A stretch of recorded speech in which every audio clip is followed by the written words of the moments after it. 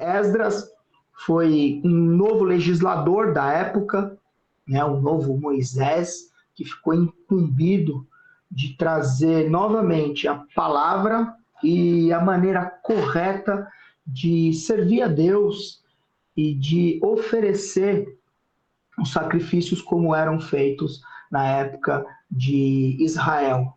Ele é nascido no cativeiro, na época de Dário, onde ele recebe uma mensagem de Deus para que ele voltasse a praticar. Ele era um sacerdote, ele era da família de Arão, irmão de Moisés, então ele recebe uma mensagem de Deus para começar novamente a incentivar aquele povo às práticas do judaísmo, né, da época. E Neemias era um judeu cativo, também ali na Babilônia, eunuco, como a Adri lembrou muito bem ontem, copeiro, é uma profissão na época, ele ficava muito perto do rei, então ele tinha facilidade de envenenar, então era uma profissão bem restrita na época.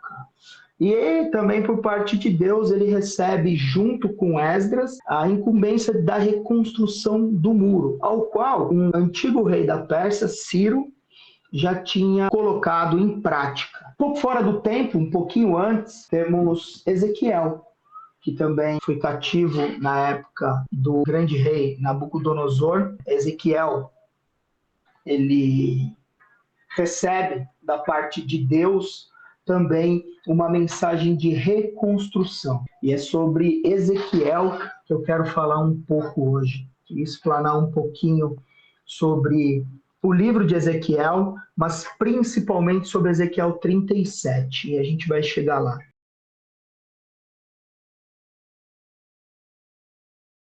Ezequiel, ou Ezequiel do hebraico, quer dizer que Deus fortaleça, ou a força de Deus. Ezequiel é nascido na tribo de Judá, mais ou menos por 622 a.C.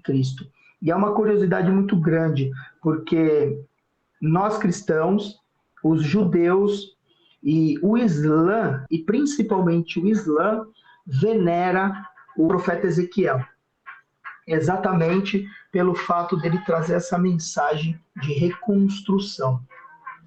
E ambos, as três maiores religiões do mundo, que também crê no mesmo Deus Criador. Ele vive na época do cativeiro, na verdade, o segundo império da dinastia de Nabucodonosor o Grande, e aquela época era uma época de muita tribulação. Eles estavam realmente sendo oprimidos pela dinastia de Nabucodonosor. E Nabucodonosor ele faz algo que não era comum entre os povos quando eles entravam em outras cidades e dominavam essas cidades, que era levar o seu rei a cativo. Mas Nabucodonosor, dessa vez, ele leva o rei Joaquim, de apenas 18 anos. E no lugar, lá em Israel, na verdade em Judá, que era o Reino do Sul, coloca um fantoche, uma espécie de marionete babilônica, chamado Zedequias, o rei Zedequias, que ele vai ser bem famoso por ter uma dinastia bem cruel contra o próprio povo. E sobre um pouquinho essa questão dos reinos, o Reino do Norte, naquela época, já tinha sido cativo, no primeiro reinado de Nabucodonosor. E agora ele consegue trazer também o Reino do Sul, que era Judá e Benjamim. Eu não sei se vocês lembram, mas isso daí ocorre, essa divisão entre Israel, Reino do Norte e Reino do Sul, acontece logo após a morte de Salomão, mais ou menos 930 a.C. Há uma divisão, mas o Reino do Sul, Judá e Benjamim continuam fortalecidos, porque eles continuaram a servir ao Senhor, e o Reino do Norte é atacado pelos babilônicos e é tomado. Só que dessa segunda dinastia, o Reino do Sul também é atacado. E por isso que existe hoje o judaísmo, porque é derivado direto da tribo de Judá. Dentro desse contexto, acontece uma espécie de crise naquele tempo, que era a dificuldade da propagação da palavra de Deus. Não existia mais uma espécie de comunidade ou ali de região ao qual todos serviam a Deus e todos em volta, ao derredor, poderiam ver a prosperidade daquela cidade ao qual eles serviam, né? Ao qual Deus eles serviam. Então, Ezequiel ele é levantado e ele é chamado por Deus a proclamar duas grandes mensagens, fora todo o contexto do livro dele. A primeira grande mensagem é de um julgamento intransigente. E primeiro, a gente tem que lembrar o contexto novamente. O povo tinha sido tirado à força de sua cidade natal, de sua terra, de sua família, de sua casa. Ali eles tinham rompido com a fé. Então, quer dizer, eles não estavam mais servindo a Deus. Porque, é claro, eles começaram a pensar, e a gente vai ver isso no contexto do livro, como que Deus deixa acontecer isso conosco, né? Nós que servimos a Deus, por que Deus permite isso, né? E agora eles foram levados para uma terra totalmente estranha, diferente, opressora, e ao qual serviam a vários deuses. Era um lugar politeísta. Então, quer dizer, aí a gente vai ter um contexto bem complicado para aquele pessoal ao qual serviam a Deus lá tranquilos, né, no Reino do Sul, em Israel. E aí Deus começa a falar através do profeta que sim, o povo vai sofrer as consequências de seus pecados. E não tem jeito. Nós pecamos, nós somos responsáveis pelas consequências. Nós temos atitudes, nossos atos têm consequências. E lembrando que nós não temos um Deus que castiga ou um Deus cruel, como às vezes a gente costuma escutar, principalmente quando a gente vai evangelizar. E aí, pessoas que conhecem, às vezes, a palavra de Deus, mas infelizmente não se permitiram a serem tratadas, ou principalmente terem o Espírito Santo com elas para ministrar a palavra de Deus, eles questionam, mas qual é esse Deus? Esse Deus que mata, esse Deus que permite a matança de crianças, a fome, né? E não é isso.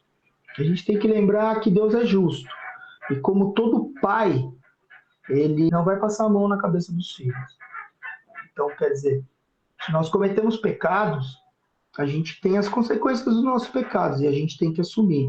O problema é que, eu vou dar o meu exemplo, eu pecava e as consequências do meu pecado não só trazia para mim malefícios, trazia também para minha família. Então, quer dizer, o pecado de uma sociedade, às vezes, traz malefício para todos.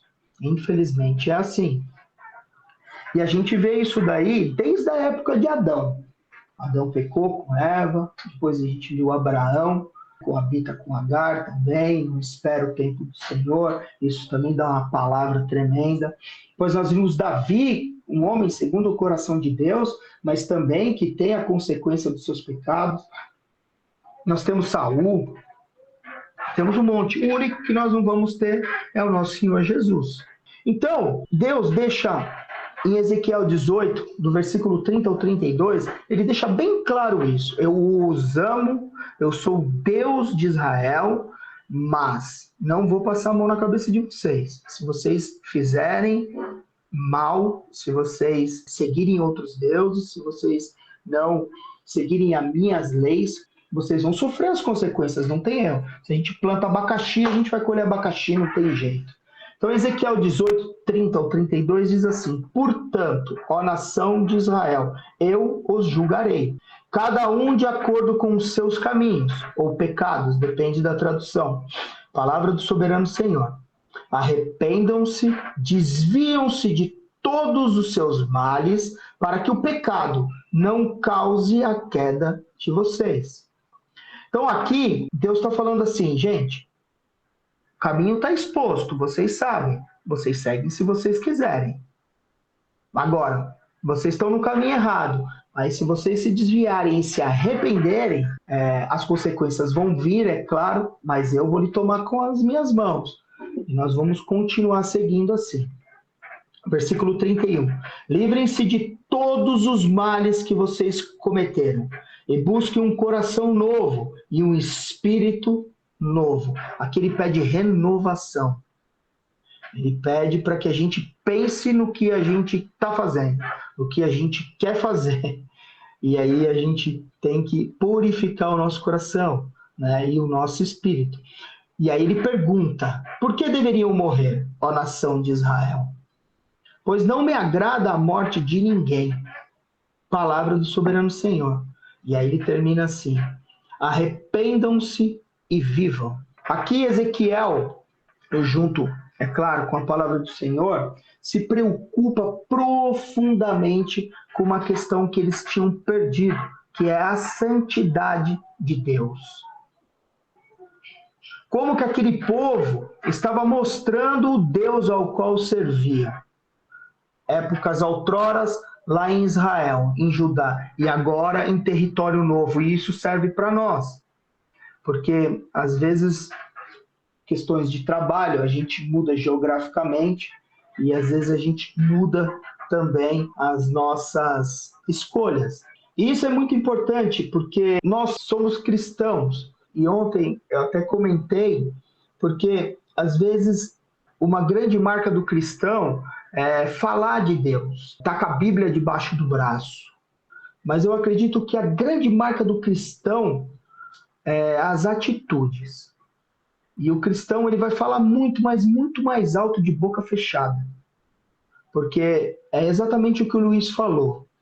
Ele não tinha ainda confessado Deus como Senhor e Salvador, como diz lá em Romanos 10, mas as atitudes dele já condizia com um cristão. E eu acredito que aquele povo estava perdendo isso daí. E aí eles estavam sendo contaminados pelo ambiente.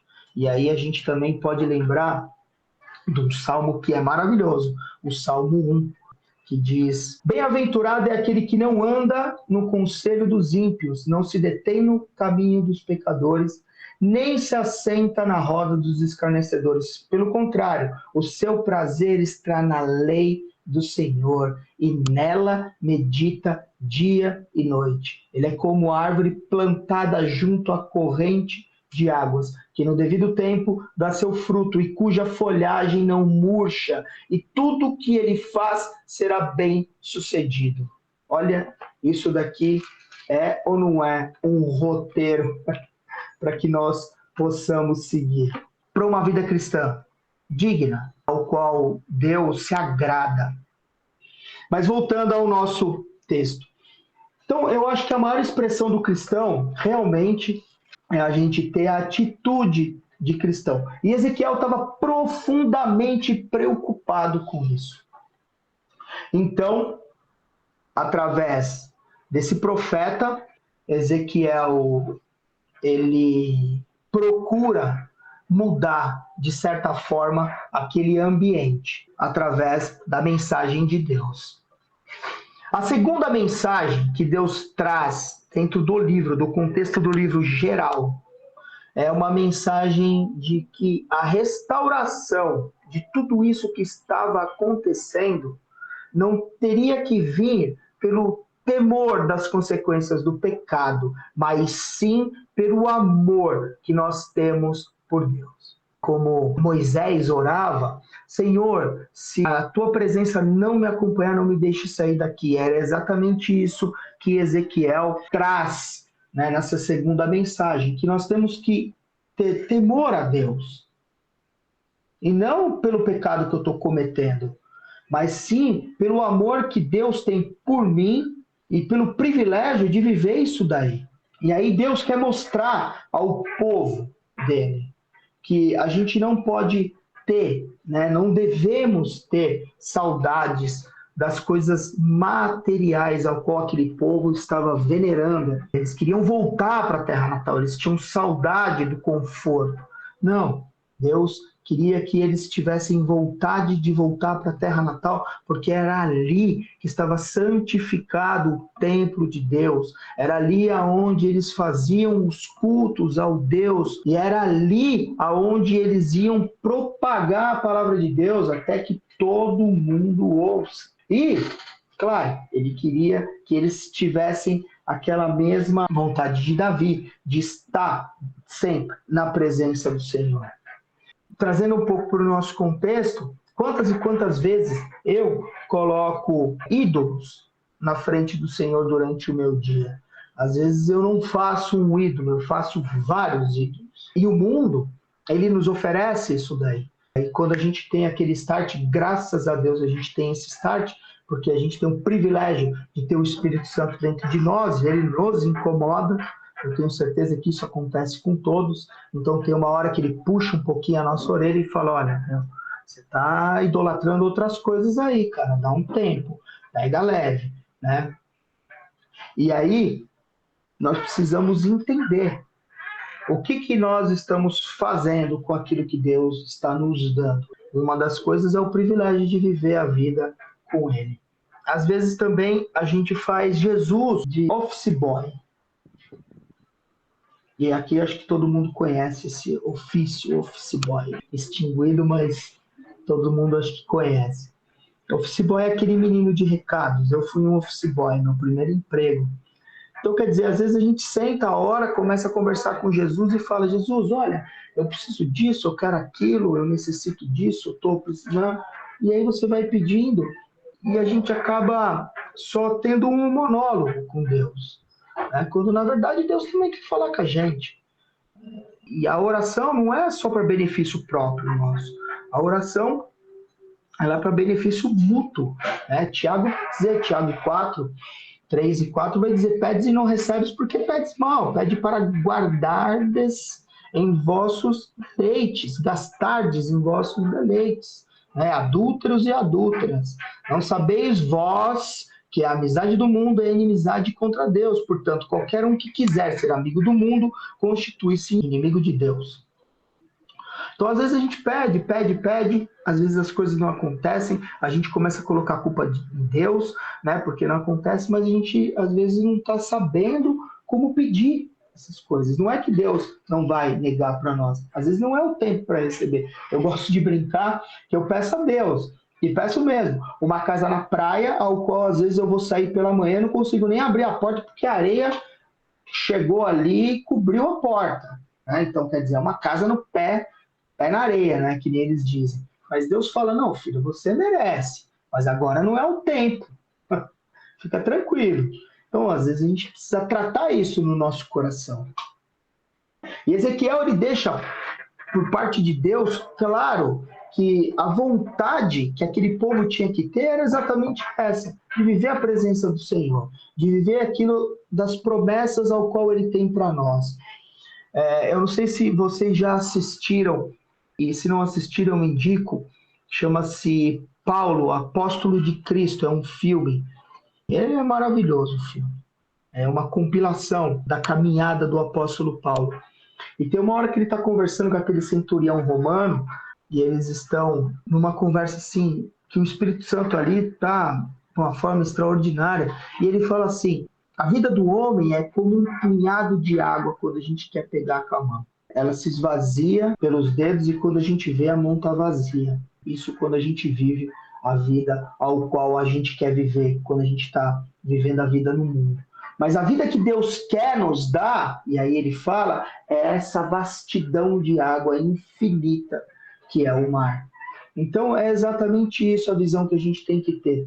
Ontem o pastor Marcelo lembrou de um texto que está em Mateus 6,33, e é exatamente isso que Deus queria naquela época do povo, é o que Ele quer da gente hoje. Buscai primeiro o reino dos céus e a sua justiça, e as demais coisas lhe serão acrescentadas. Então Ezequiel, ele traz à tona isso daí ao povo de Israel. Então, ele chega a um capítulo que eu acho que está todo mundo bem versado aí, porque é um texto muito conhecido, que é Ezequiel 37, que diz sobre a visão que Deus dá a Ezequiel sobre um vale de ossos secos. E ali, na verdade, dentro do contexto do livro de Ezequiel, é a terceira visão que Deus dá para ele. E é uma visão gloriosa, mas também muito reveladora. E eu vou ler para vocês, porque eu quero ressaltar 3 pontos. Ezequiel 37. Veio sobre mim a mão do Senhor, e ele me levou pelo Espírito do Senhor e me deixou no meio de um vale que estava cheio de ossos. Ele me fez andar ao redor deles, e eu pude ver que eram muitos e numerosos na superfície do vale, e estavam sequíssimos. Então me perguntou: Filho do homem, será que estes ossos podem reviver? Então respondi: Senhor Deus, tu o sabes. Então ele me disse: profetize para estes ossos e diga-lhes: ossos secos, ouçam a palavra do Senhor. Assim diz o Senhor Deus a estes ossos: eis que farei entrar em vocês o espírito, e vocês viverão. Porei tendões sobre vocês, farei crescer carne sobre vocês, e os cobrirei de pele. Porém em vocês o espírito, e vocês viverão. Então vocês saberão que eu sou o Senhor. Então profetizei como me havia sido ordenado. Enquanto profetizava, ouvi um ruído, um barulho de ossos que batiam contra ossos e se ajuntavam, cada osso ao seu osso. Olhei e eis que apareceram tendões sobre os ossos. Cresceram as carnes e eles se cobriram de pele, mas não havia neles o espírito. Então ele me disse: profetize ao espírito, profetize, filho do homem, e diga ao espírito: assim diz o Senhor, seu Deus: venham dos quatro ventos, ó espírito, e sopre sobre estes mortos, para que vivam. Profetizei como ele havia ordenado, e o espírito entrou neles. Eles viveram e se puseram em pé, formavam um exército, um enorme exército. Então ele me disse: filho do homem, esses ossos são toda a casa de Israel. Eis que dizem: os nossos ossos estão secos, perdemos a nossa esperança, fomos exterminados. Portanto, profetize e diga-lhes: assim diz o Senhor, seu Deus: eis que abrirei as sepulturas de vocês e os farei sair delas, ó povo meu, e os levarei de volta à terra de Israel. Vocês saberão que eu sou o Senhor, quando eu abrir as sepulturas de vocês e os fizer sair delas, ó povo meu. Porém em vocês o meu espírito, e vocês viverão. Eu os estabelecerei na sua própria terra, e vocês saberão que eu sou o Senhor. Eu falei e eu cumprirei, assim diz o Senhor. Isso é uma palavra de restauração, ao qual Ezequias e qualquer outra pessoa que visse não ia crer. E aí eu pergunto a vocês, nessa primeira reflexão de 3 pontos desse capítulo: quantas vezes nós somos levados por Deus a vales de ossos secos? Quantas vezes Deus nos coloca em prova para ver se o que os nossos olhos estão vendo vai ser maior do que a nossa fé. E tudo isso, às vezes, com permissão de Deus. E a gente pensa que não, que Deus é só aquele Deus que abre porta. Mas a gente tem que lembrar que o mesmo Deus que abre porta, ele também fecha a porta. E até Jesus, e a gente tem que lembrar sempre disso, teve as suas tentações. Até Jesus foi levado a um vale de ossos secos. E sempre que Jesus estava ali com Satanás, ele não titubeou. Ele não teve nenhum tipo de ação com raiva ou com ira ou com desespero. Jesus proferiu palavras. Jesus sempre tinha algo a trocar com Satanás ali, que era sobre o quê? A palavra de Deus. E o texto nos diz proferir a palavra, dizer a palavra. E aí tem uma grande diferença quando a gente está passando por uma situação dessa. Aonde está a nossa fé? Aonde que nós estamos realmente fundamentando a nossa fé? Então, quer dizer, quando Satanás fala: você está com fome, Jesus? Você não é o Filho de Deus? Pega essas pedras e transforme em pão.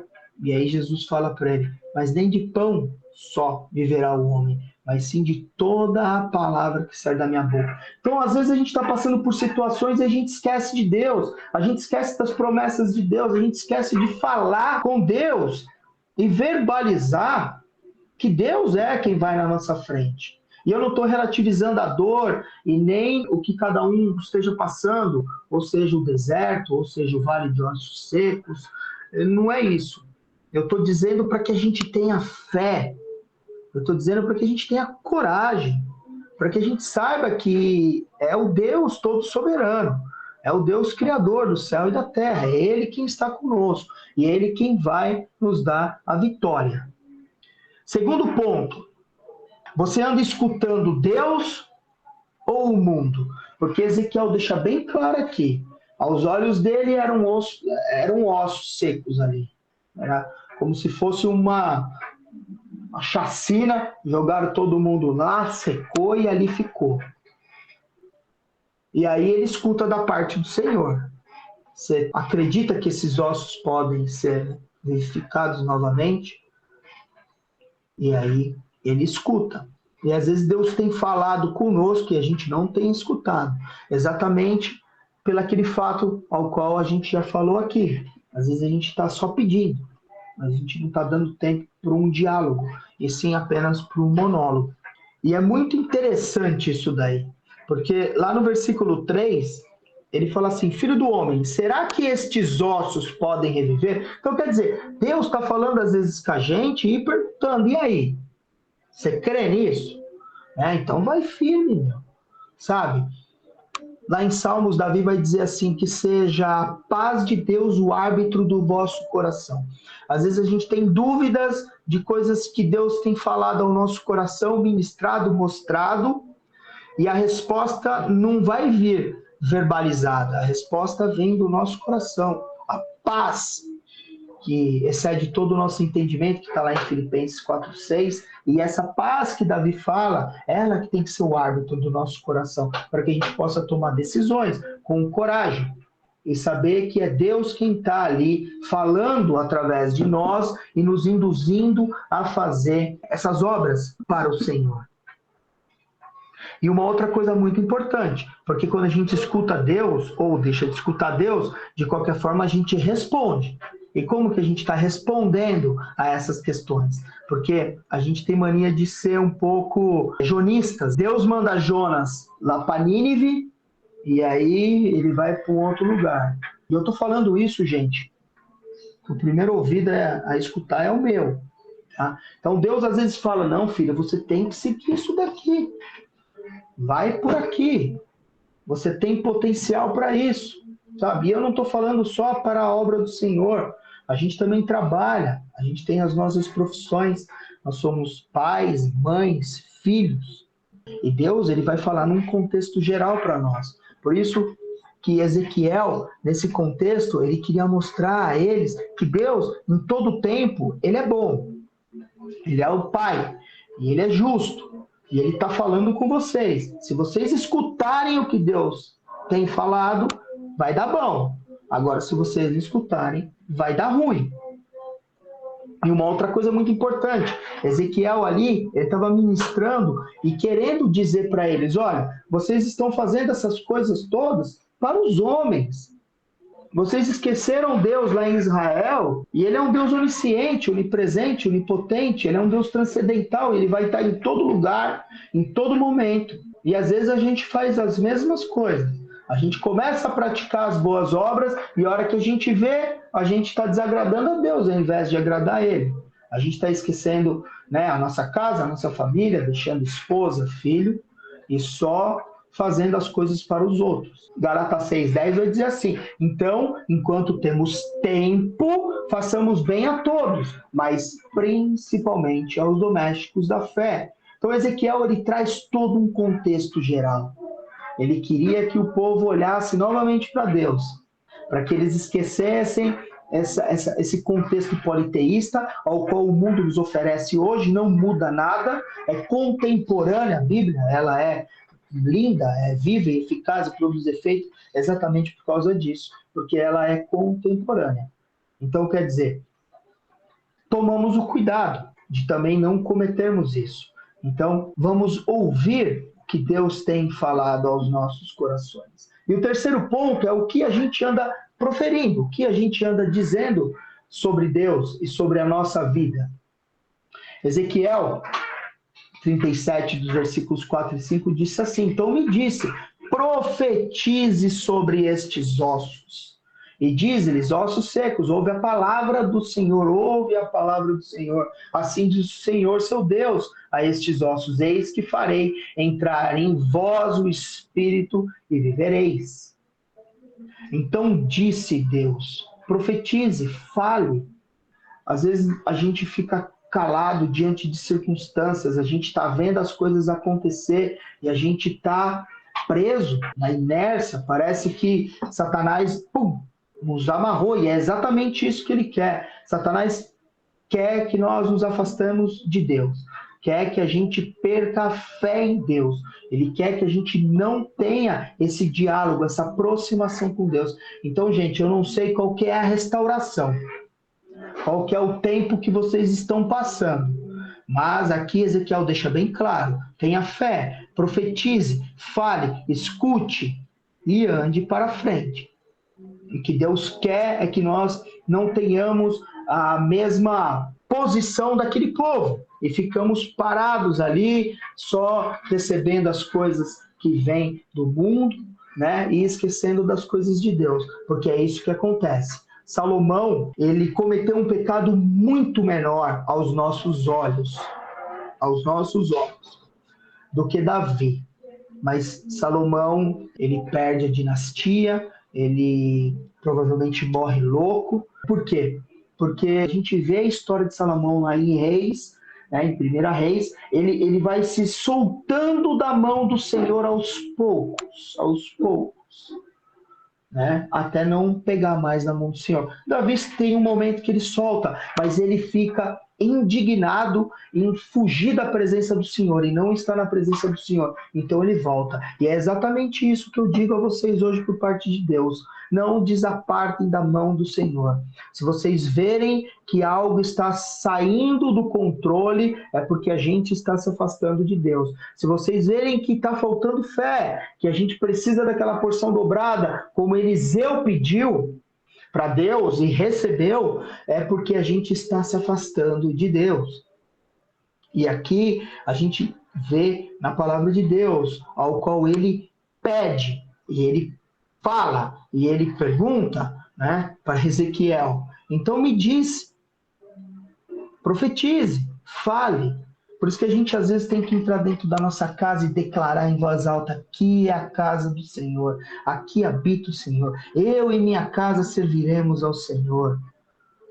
É isso que a gente deve fazer. O espírito maligno, ele não tem poder sobre nós, mas ele está ao redor. E ele vai usar de várias situações, de várias circunstâncias. Ele está sempre na brechinha ali. Então ele precisa escutar da nossa boca as nossas declarações de amor ao Senhor todo santo dia. Saber onde que está fundamentada a nossa fé. É aí que as restaurações da nossa vida vai começar a se fazer presente, a partir da fé, da palavra proferida. E tem um versículo em Hebreus 11:1, que é fantástico, porque a gente não vive mais, como diz o apóstolo Paulo, pelo que vemos, mas sim, né, pela fé. E a fé é o quê? A fé é a certeza de coisas que se esperam e a convicção de fatos que não se veem. E quando a gente fala da palavra, a gente lembra de quem é a palavra, quem é o verbo vivo. E aí a gente vai lá para João 1, onde diz: no início era a palavra estava com Deus e a palavra era Deus. E a gente vai lá para o livro de Gênesis, onde Deus começa tudo com a palavra, com o verbo. Gente, é muito importante a gente ter a nossa fé fundamentada nesse Deus que criou tudo isso.